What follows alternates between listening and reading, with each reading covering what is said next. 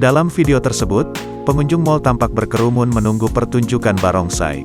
Tidak hanya di area pertunjukan, padatnya pengunjung pun terlihat dari setiap lantai mal, di mana pengunjung begitu antusias untuk menonton barongsai. Menanggapi video yang ramai beredar, Markom Manager Denny Setiawan menjelaskan, sebelumnya pihak mal telah melakukan langkah-langkah antisipasi untuk memecah trafik pengunjung. Sebenarnya agar tidak terjadi kerumunan, kami membagi atraksi menjadi 3 sesi, yaitu pukul 15, pukul 17, dan pukul 19 waktu Indonesia Barat, ujarnya pada keterangan yang diterima, Rabu, tanggal 2 Februari tahun 2022.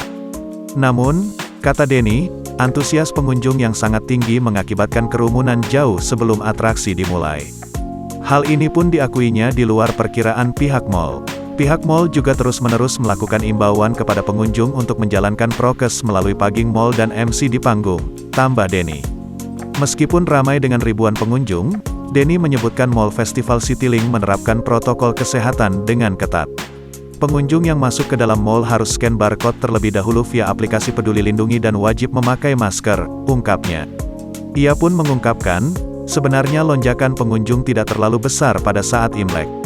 Pengunjung yang datang hanya 31% dari kapasitas mal, namun dikarenakan berkumpul di satu titik lokasi jadi terlihat mal penuh sesak, kata dia. Oleh karena itu, demi kenyamanan pengunjung, Denny menegaskan sesi atraksi barongsai yang awalnya direncanakan berdurasi 45 menit pun jadi dipersingkat. Atraksinya kami persingkat menjadi 10 menit dan untuk sesi ketiga kami batalkan, ujarnya.